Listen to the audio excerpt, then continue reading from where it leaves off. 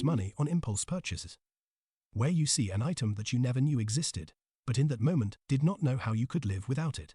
You buy the item thinking about how it will become an essential part of your life, and you dream of the immense joy it will bring.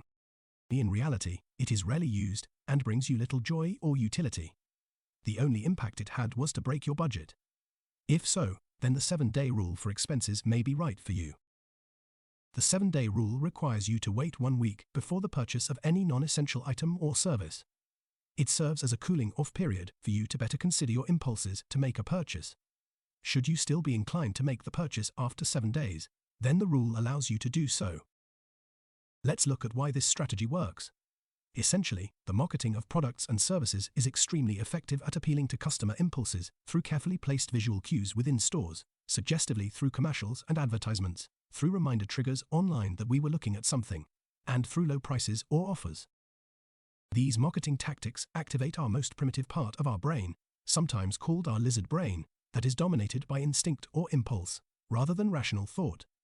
Thus, we act on our emotions, that can be overwhelming, or we become mesmerized, to the point that we make an impulse purchase without completing our normal thought processes.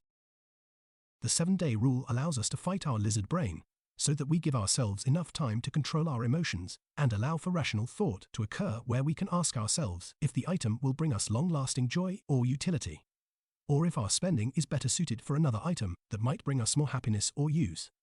Or even more simply, we can just spend some time and decide if we really want the item once the emotions have faded. Now you might be wondering, how much could you really save by mitigating your impulse consumption? The answer is a surprisingly staggering amount. Let's do some elementary school math with Zachary. A study showed that consumers made approximately 3 impulse buys a week, which resulted in over 12 items a month for an average of $450. The spending on impulse consumption over the course of 1 year totaled $5,400. This $5,400 is spent disproportionately on 5 main categories. 71% of the survey participants indicated that they had impulse consumption on food and groceries. Clothing came in second with 53%.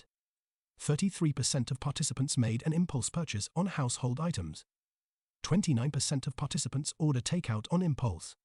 And 28% of participants bought shoes on impulse. Knowing that these are the primary areas of impulse buying, you may be better suited to apply the 7-day rule when looking at an item in these categories.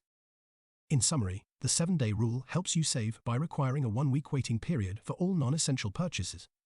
It allows for enough time for you to contemplate the decision in a rational and non-emotional way. This completes our lesson of the day. Class dismissed. Thank you for watching this episode of Professor Zach Explains. Please click the subscribe button and check out my other videos. Your support is greatly appreciated. See you soon.